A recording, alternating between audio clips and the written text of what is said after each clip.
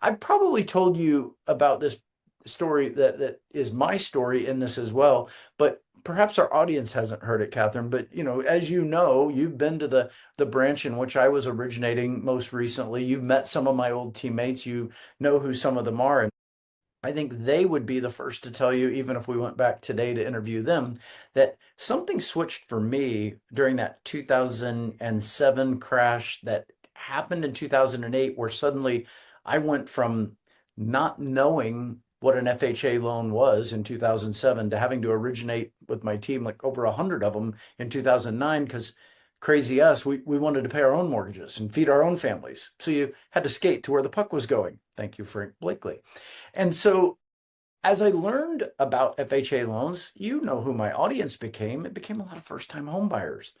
And suddenly, what awakened in me was this opportunity to coach them. I hadn't really thought of myself in that role up till that moment. I had thought of myself as more of a mortgage advisor. I mean, like I was the originator who would really sit down with folks and help them design a plan. And with due credit to our friend Dave Savage, I was going to use a mortgage coach tool to show them a total cost analysis. That's how I approached my business up until that point. But once I started putting on first time home buyer classes and meeting with first time home buyers and meeting with their parents who wanted to sit down with the kids and me to make sure that they knew what they were doing and I was a trustworthy person, I started discovering that I loved coaching.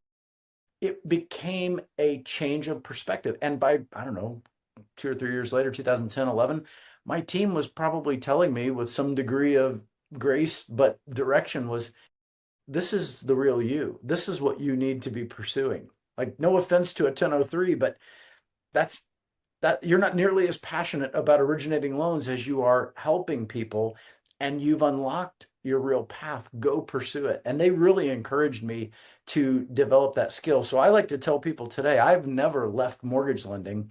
I just found a way in which I could expand and grow in that direction because I'm passionate about it. So why do I tell this story? I was clear on my why. I had other people affirming it. In fact, I needed people affirming it because during most of the decade that I began coaching were some of the highest income earning years any of my peers ever experienced. And here I was coaching. So you better believe, like you have to test that in your brain. Like, was it about the money? Was it about the ego? No, it was about the passion to coach people.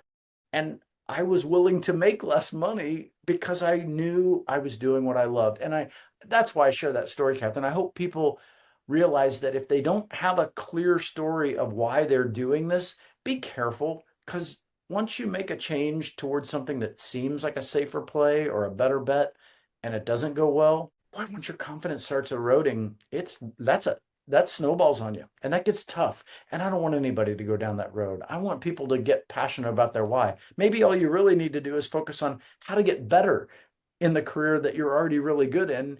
And once you get better, maybe you'll start to love it again.